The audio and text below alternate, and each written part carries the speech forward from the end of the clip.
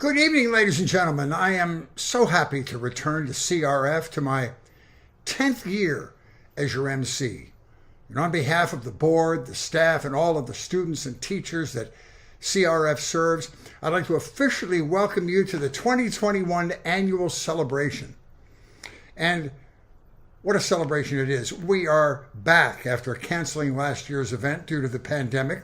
We thought we'd see you in person today, but in the end we decided to pivot to a virtual celebration. So here we are, thanks to the marvels of technology. I understand there are people joining us from all across the country. That's wonderful. We welcome you and we thank you so much for being here. And to all of you who have organized watch parties, just relax and enjoy our brief but compelling program. This is one of my favorite organizations, and its work is truly remarkable. CRF's goal of educating young people to become enlightened and engaged citizens is critical and more timely as issues unfold around our country and around the world. In recent years, we've seen unprecedented attacks on facts and information. For the average citizen, it's overwhelming.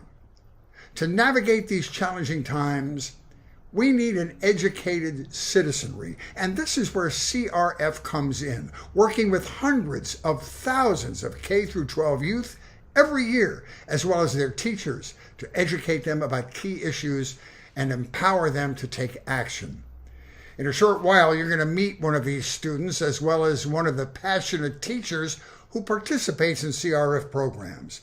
You'll also hear from two CRF staff members and alum about why they are invested so much in advocating for youth. Lastly, you will hear our two impressive honorees. Even though we're not together in one room, raise your glass to recognize all of the students, the teachers, the volunteers who have worked so hard to promote the importance of civic education. And while we want you to relax and enjoy the program, we also need your help. Once again, we've made it easier for you to donate with a text messaging tool. You can support CRF at any time during this program. Text CRF to 41444. Now it's my pleasure to introduce you to CRF's board chair, Kimberly Dunn. Kim? Thank you, Fritz. This is your 10th year hosting this event, and we are so grateful for your support of CRF. On behalf of CRF's board and staff, welcome to the 2021 Annual Celebration honoring Alan Braverman and Warren Jackson. I'm honored to have served as chair of the CRF board for almost 2 years, and what a 2 years it has been.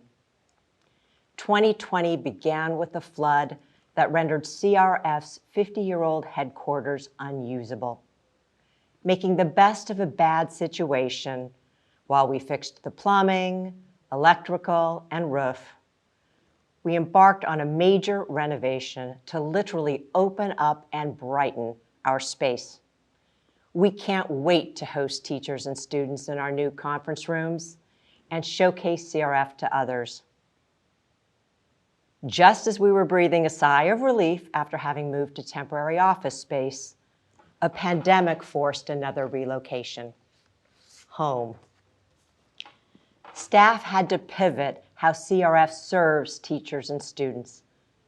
Because our staff is resilient, creative, and high energy, they didn't miss a beat in transforming our programming to a virtual medium. We also had to face the retirement of CRF president and longtime civic education advocate, Marshall Crotty. We missed the opportunity to toast Marshall in 2020, so I want to acknowledge tonight all that Marshall did for CRF. Marshall, we look forward to a future celebration to honor you. After a lengthy search, the board hired Amanda Suskind as CRF's new leader. Amanda, from whom you'll hear shortly, has already turned her immense energy to promoting the CRF brand, raising awareness of the critical need for civic education, and energizing CRF's current and potential supporters. The board and I are delighted that Amanda could share her vision for the organization tonight. I also want to express my gratitude to my colleagues on the CRF board who devote tremendous time and energy to CRF. Thank you for supporting my efforts to advance CRF's governance, create a new strategic plan, and build our foundation for the future. It has been a rich and rewarding collaboration. A special thank you to those board members who took responsibility for this year's events. Development Committee co-chairs Peter Morrison and Brian Michael, and Vice Chair Shazad Malik. What's truly remarkable about CRF is that it reaches millions of students and teachers nationwide despite having such a small staff. But it is a mighty and tireless staff with whom I have had the privilege to work for the past 2 years. We are incredibly indebted to them for their commitment to CRF. I want to give a special shout out to Vice President of Programming and Operations, Carrie Doggett, who guided CRF through challenging times during our leadership transition and building renovation. You will now hear from two of our impressive longtime CRF staff, both alums of CRF programs, Gregorio Medina and Lourdes Morales. They exemplify what CRF can do and the impact CRF has. To those who have supported CRF's work with K-12 students and teachers across the country, thank you for your generosity. To those who are learning about our organization, I hope you will consider a donation or supporting CRF with your time, energy, and participation. I hope you enjoy the celebration. Thank you. I'm Gregorio Medina. I'm with Constitutional Rights Foundation, and I've been with CRF for 25 years. And what we do is we develop programs and materials that enable young people to become familiar with the democratic process and become influential players in our democratic society. When I became aware of CRF's work, I was already on track to become a public school teacher. But I had already volunteered with some of CRF's programs, and I started to see the direct impact they were having on some of the students we were working with. And not only that, the relevance and how meaningful it was for them. My name is Lourdes Morales, and I'm a Senior Program Director at Constitutional Rights Foundation. I first heard about CRF when I was in high school. I've worked at CRF for 30 plus years. The work at CRF is very rewarding, at least for myself, because I feel like we work very hard here at CRF, and we see the results in students. For example, the internship program that I work on, I see it all the time. You know, the kids come in, and then when they're done, you can see the growth professionally and personally.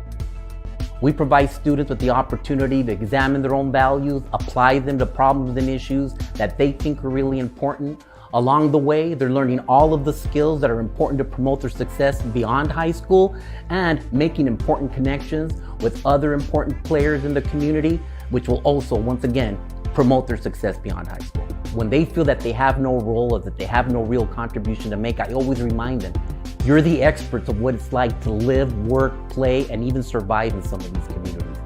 I think the work that we do is important because I am like one of those students. My parents immigrated to the U.S. when they got married, and they wanted a better life for us. My mom never went to school. She started working when she was 7. My dad was a janitor, so, you know, and we were a big family. We were a family of 7. My brothers and I, all of us ended up going to college, so it's a good thing, you know, so it's doable.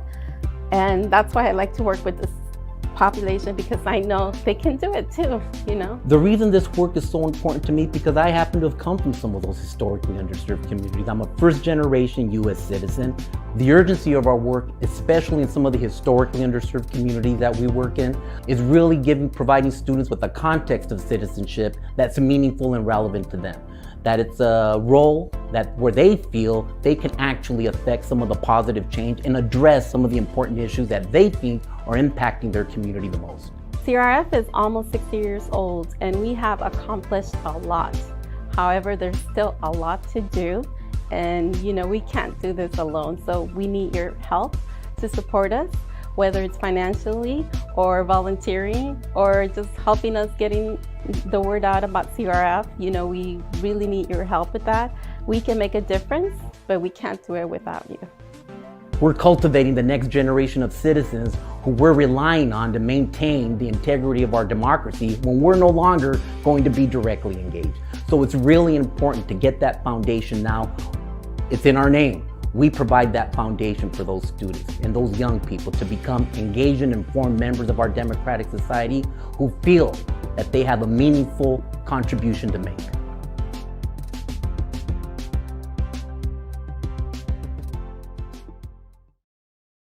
Thank you so much, Kim, for all that you do for CRF. And what about the CRF staff as well? How can you not be impressed? They're incredible examples of how CRF works. Their energy is passed on to the students and teachers they serve. The ripple effect goes on and on. While CRF has a mighty staff, no question about it, I have the honor of introducing their new leader, Amanda Suskind, who has been on the job for just a little over a year.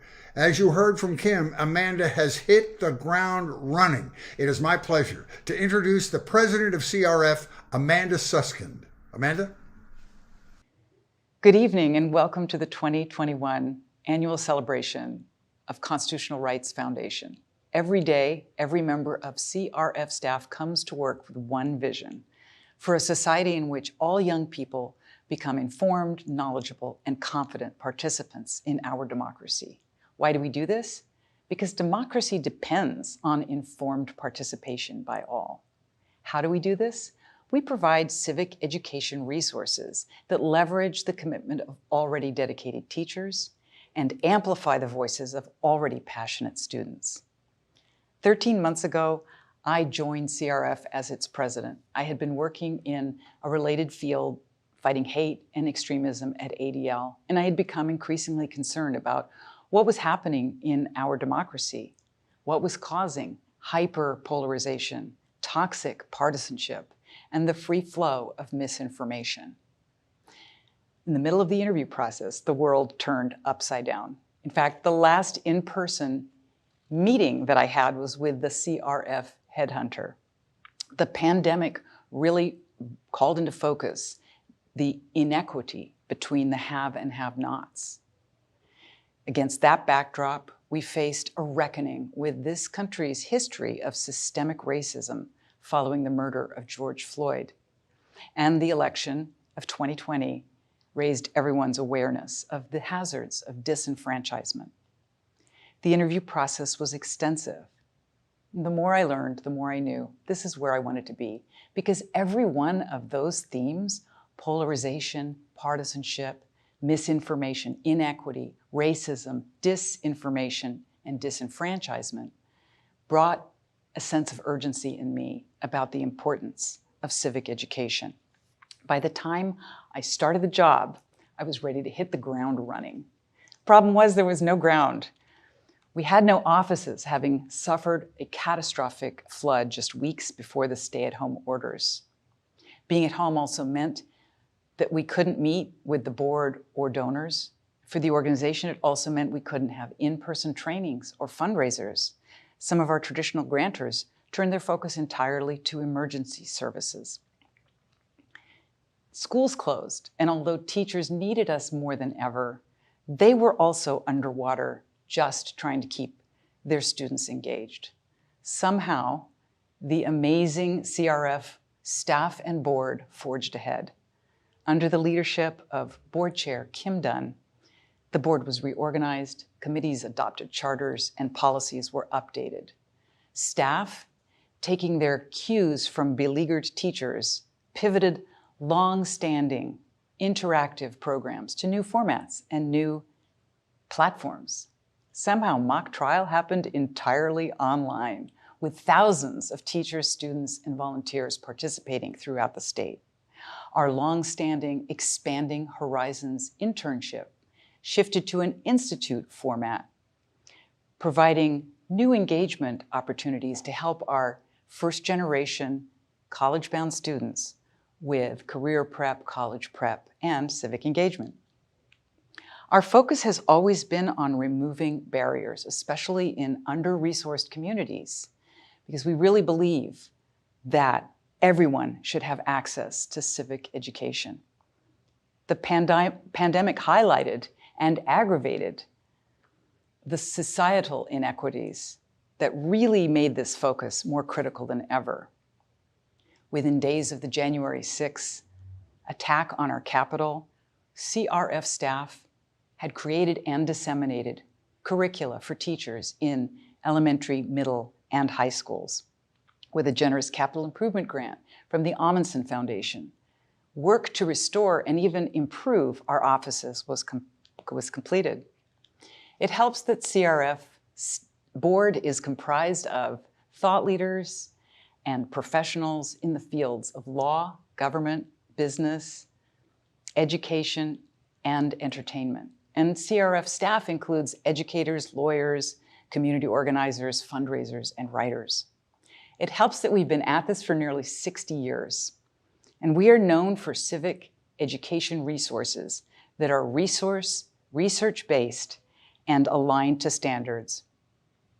It really helps that our marquee programs like Civic Action Project, Courtroom to Classroom, and Bill of Rights in Action lesson plans are nonpartisan and emphasize civil discourse. We were made for this moment. Now, when I talk about CRF, I don't really have to say much about the importance of civic education. I mean, after 2 decades of defunding civics, look where we are. Civic illiteracy contributes to every one of our societal ills. Civic engagement isn't just important, it's existential to democracy. As you will hear tonight, we are bringing light into darkness. Our teachers, our students, our staff, our board are all partners in this. To our donors and sponsors, thank you. To our honorees, Alan Braverman and Warren Jackson, thank you and congratulations. Now please enjoy this short video. I hope it inspires you to support CRF. You can donate throughout this program by texting CRF to 41444. Please step up. Democracy depends on it.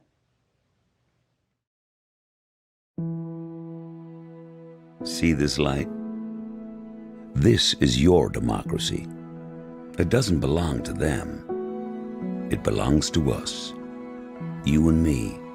We, the people. We have the power. We have the power to choose how we live, to make rules we think are right, to decide what is fair, to live free. But what if the people don't know they have the power? What if they don't know how to use the power? They're powerless. Without knowledge, democracy means nothing. It's a language you don't speak, an instrument you can't play. Nobody can kill democracy, but democracy can die in darkness from ignorance. We refuse to let that happen. Now in classrooms in all 50 states, over more than 50 years, we've pursued one goal: to shine a light on democracy, to teach young people they have the power, to help teachers spread the knowledge to the next generation. CRF is an organization that focuses on the student. It allows us to see our importance in our voice. Our programs empower young people through education and engagement. We put students at the center of the learning process to keep the lights on so democracy doesn't end up in the dark.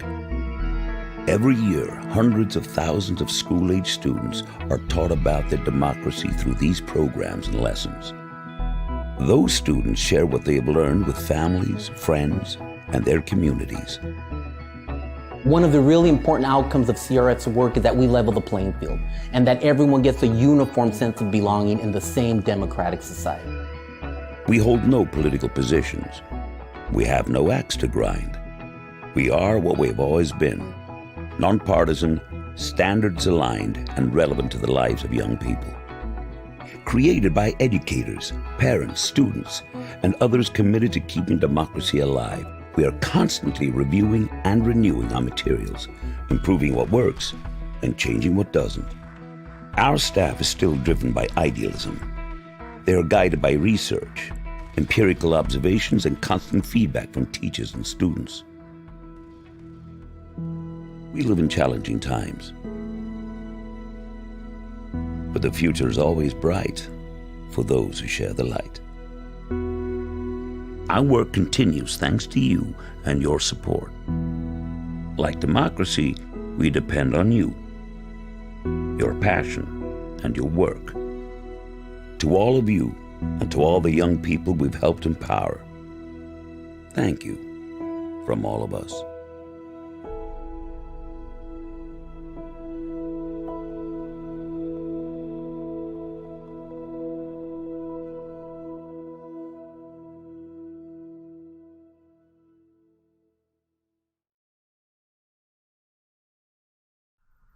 Thanks so much, Amanda. And congratulations on leading this great organization. I love the new video. It's impressive.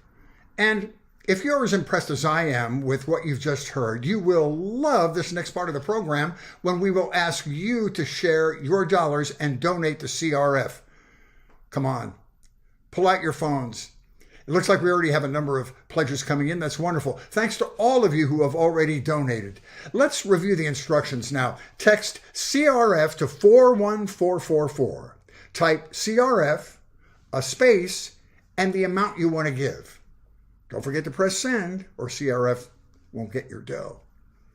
Now, if you look at your screen, you'll see there are so many different ways to help CRF. There's a donation level for every budget from $5,000 to $100.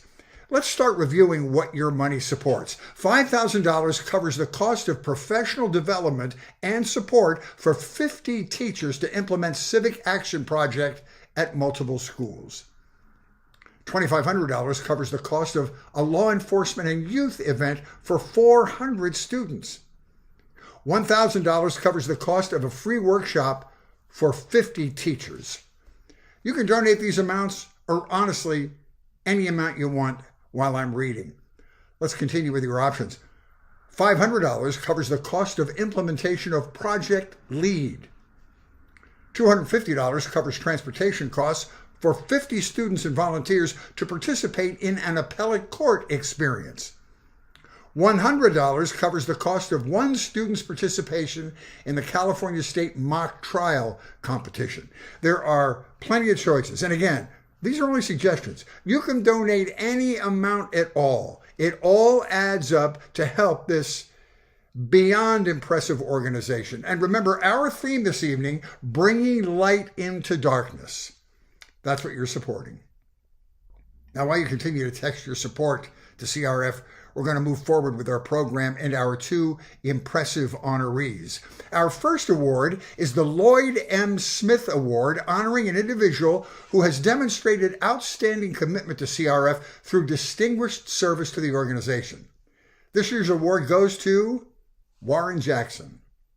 Warren, as he's known to his many CRF colleagues, has contributed an astonishing amount of his time, his energy, his talent, his resources to CRF for many years in a variety of capacities. Warren is a mediator and arbitrator at Signature Resolution. Prior to joining Signature, he served as a senior vice president and associate general counsel of DirecTV.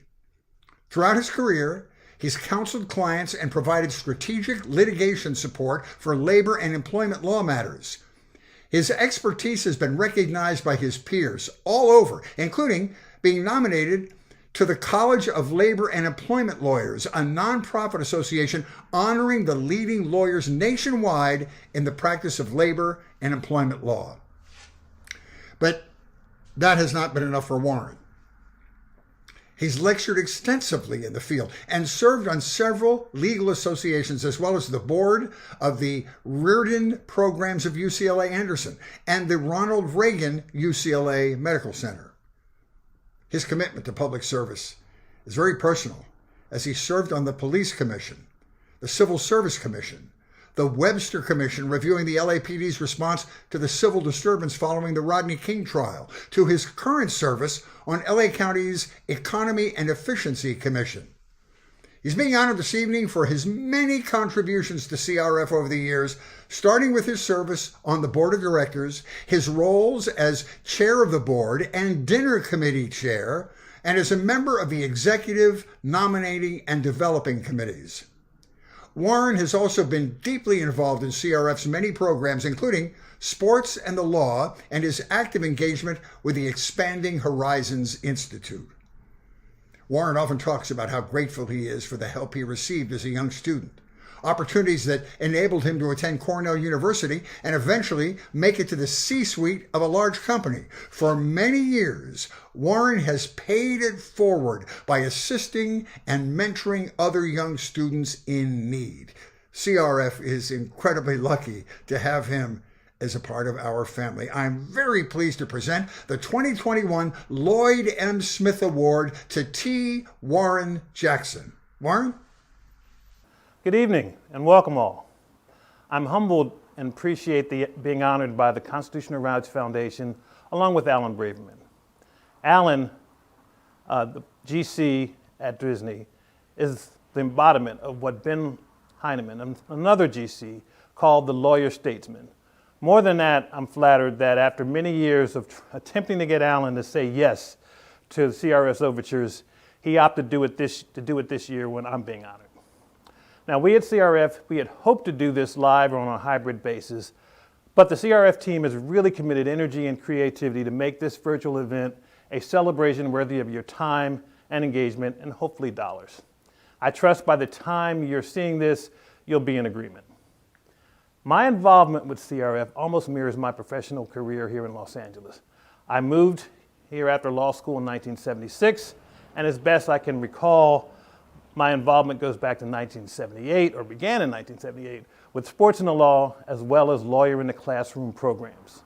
From O'Melveny and Myers to Hughes Aircraft to DirecTV to AT&T, and now Signature Resolution, I've remained engaged with CRF, whether as a volunteer, in a leadership or policy position, and as a fundraiser. In fact, I chaired the dinner committee for approximately 10 years.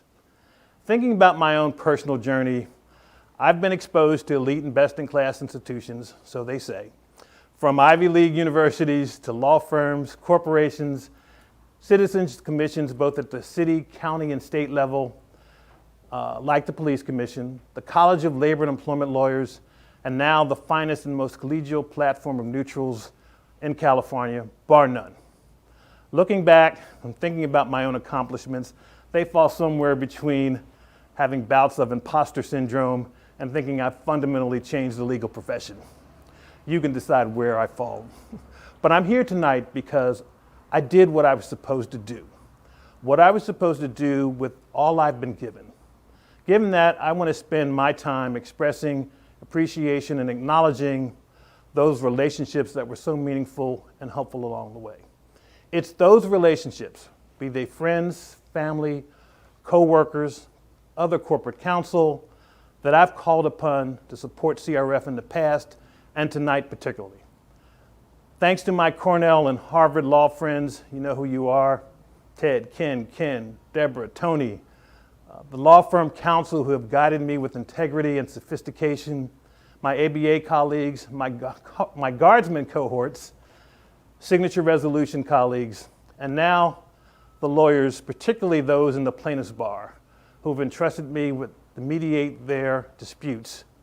I want to say thanks. Because of your generosity in response to my outreach, this dinner will be a fundraising success. Now, why is CRF worthy of your past, current, and future support?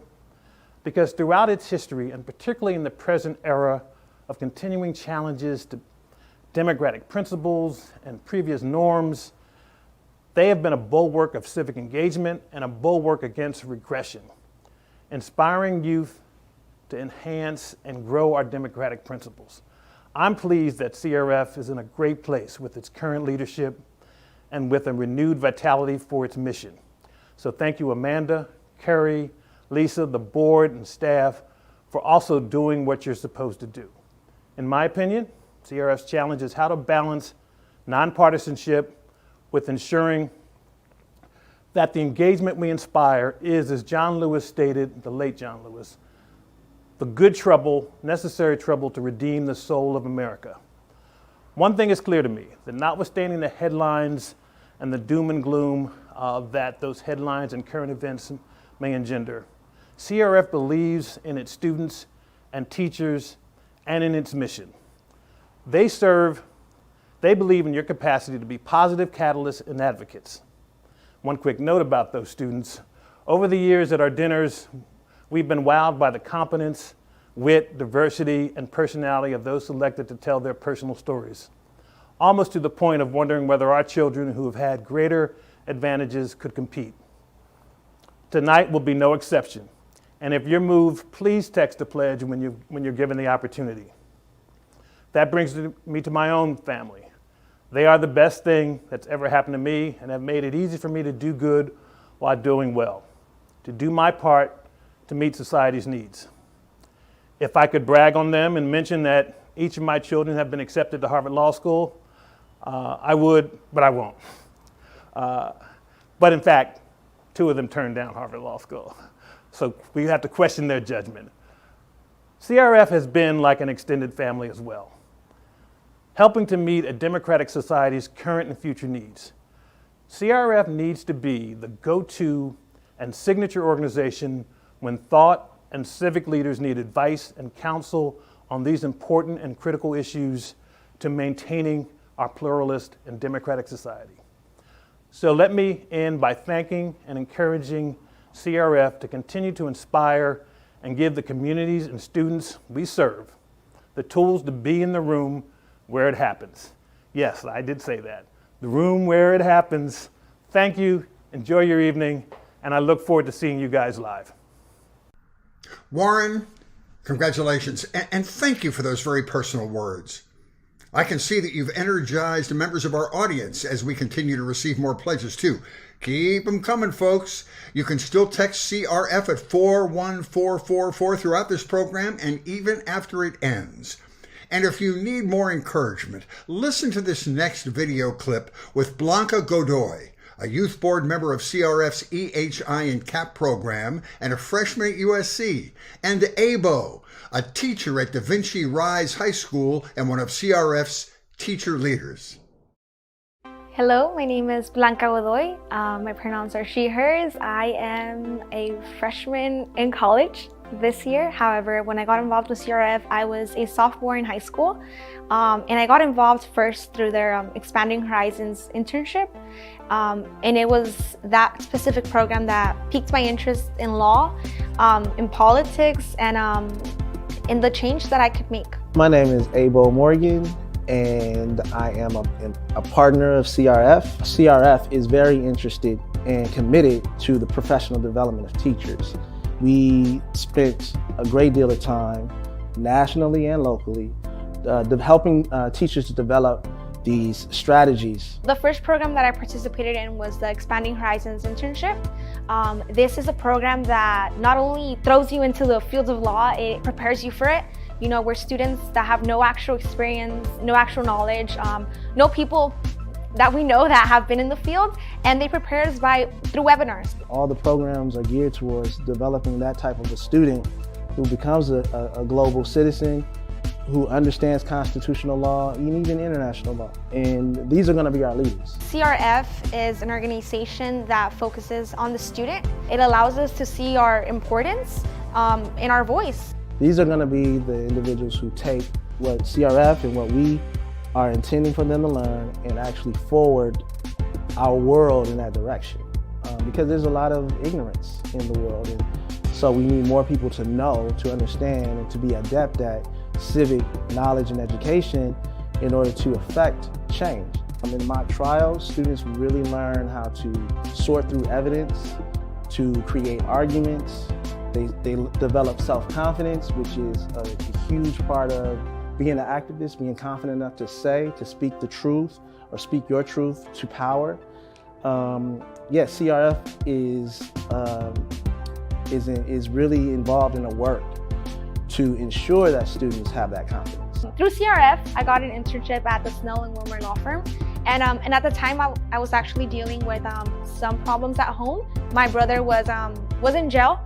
However, we didn't know why he was in jail. Through the internship that I had access to a variety of lawyers. I was able to go home that night and tell my family and inform them on the details of my brother's case, why he was in there for how long, and it made us it let us take a breath. Through this, we were able to see what we could do to change the situation or to help out. CRF has really been instrumental in just helping me develop as a person. There are really great people here who really believe in just the civic work, equitable access to students and teachers from all backgrounds. On a personal note, my greatest benefit is just the care and concern and support that CRF offered me. So I'm already gonna turn 18, and without knowing, I had already put on my calendar vote on September 14. And I'm turning 18 September 7. But because of the roots and because of the things that I've learned at CRF, I automatically already see myself as a citizen, and I know that I'm going to vote, and I'm going to get myself educated, right?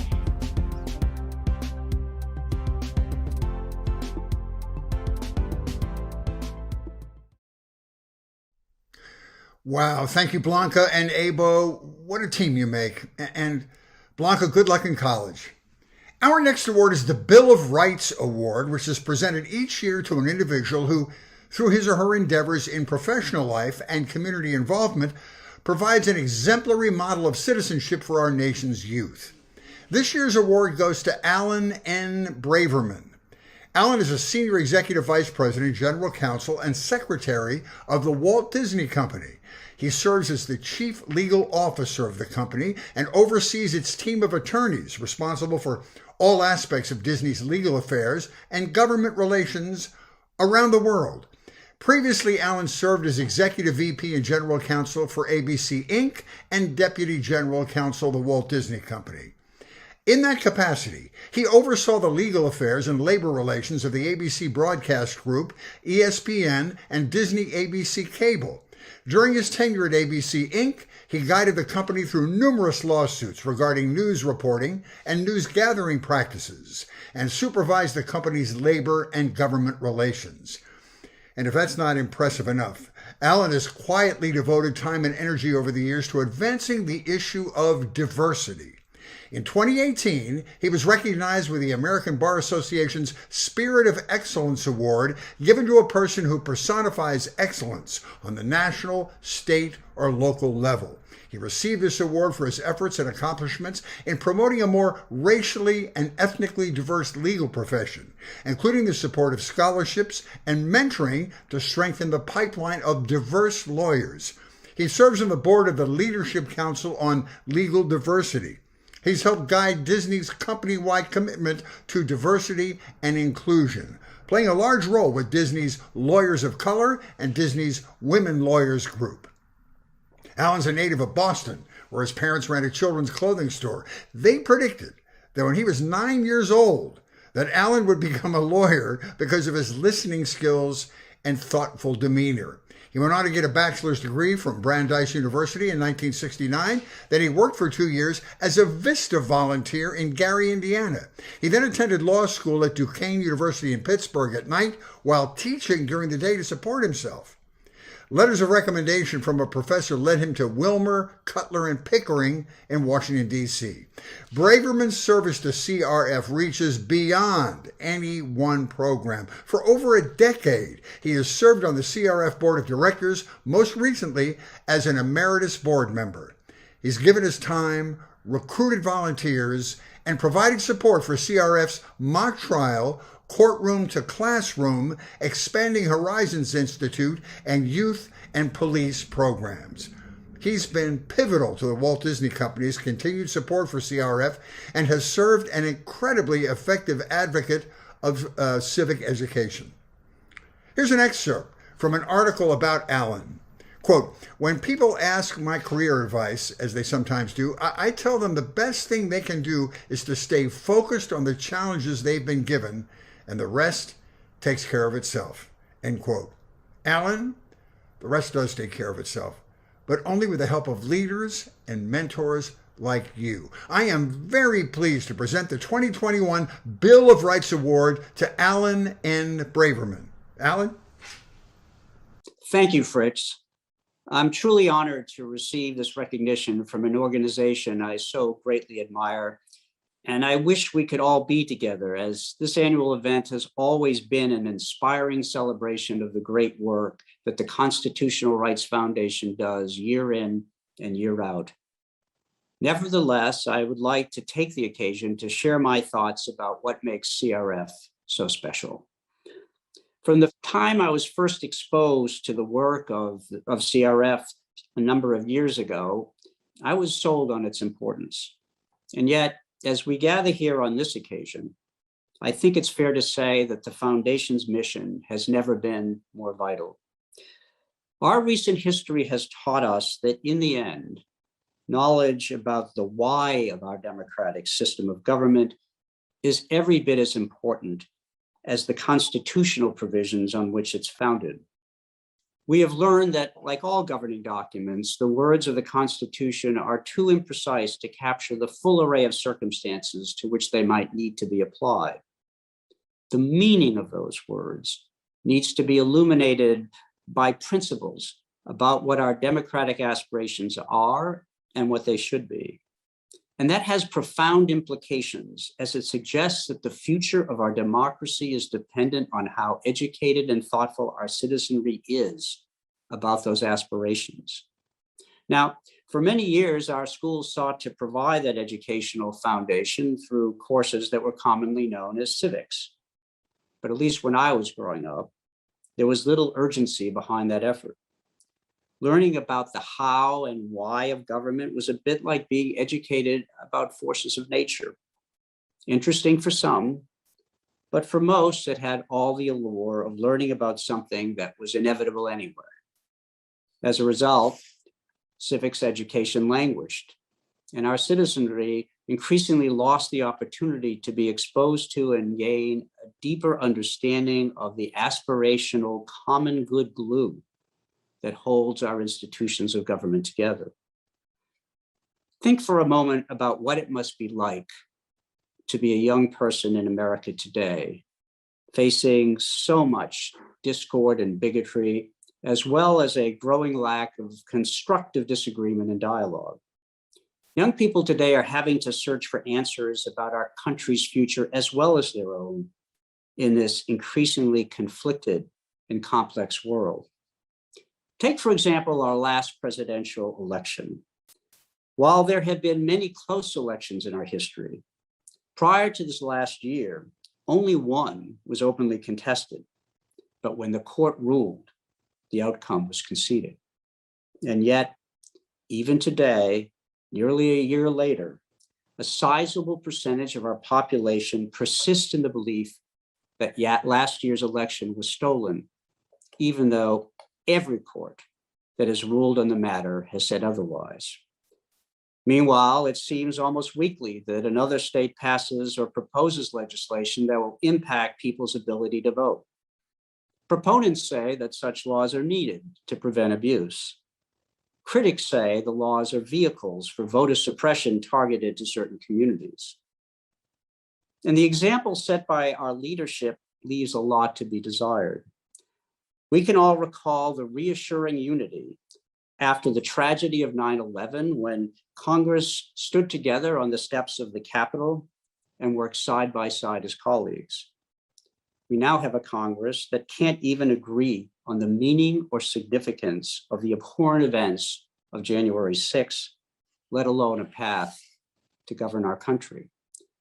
And increasingly, debates over differences in policy views descend into condemning moral judgments, with disagreements quickly metastasizing into contempt and sometimes outright hate. If you were a young person today, how do you begin to sort all this out? What set of principles do you apply to assess these conflicting positions and come to some sound judgments of your own?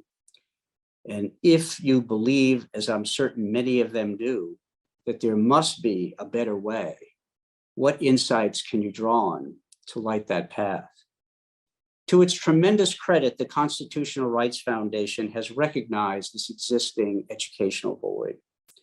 The civics educational materials you provide to educators in schools is filling an enormous and absolutely critical unmet need. And by giving our youth the opportunity to immerse themselves in the workings of our system of justice through our moot court program, or the workings of our legislative and regulatory bodies through the civic action projects, CRF is giving our youth a strong basis to begin to develop critical insights into that common good glue that is so vital to our future. And in doing all of this, CRF is providing young people with the knowledge and range of experiences that will enable them to make reasoned judgments about the tough issues that are confronting our society. Together, we can build a society where decisions are made on the basis of informed debate and where we can recapture the ability to disagree without being disagreeable. To me, that is a vital mission. I applaud the Constitutional Rights Foundation for the critically important work you continue to do in this area. I'm deeply honored to support your noble efforts, and I thank you again for this recognition. Alan, our deepest congratulations and our deepest thank yous for calling out how vital CRF's work is. Think about what Alan said. Together, we can build a society where decisions are made on the basis of informed debate. That's CRF. You can't go wrong supporting this mission. Once again, I've so enjoyed being with you tonight. It's an honor. To close this evening, I'm kicking it back to Amanda and Kim. Can you believe we just did that? Had a great time. I know, but I'm looking forward to being with everybody again, hopefully next year. Well, let me end the program this year by once again congratulating our honorees, Alan Braverman and Warren Jackson. And thank you again for all of you for participating and for our donors and sponsors. It's not too late to text to donate. You just text CRF to 41444. Until we're all again in person, thank you and good night. Thank you again for making this a great event. See you next year.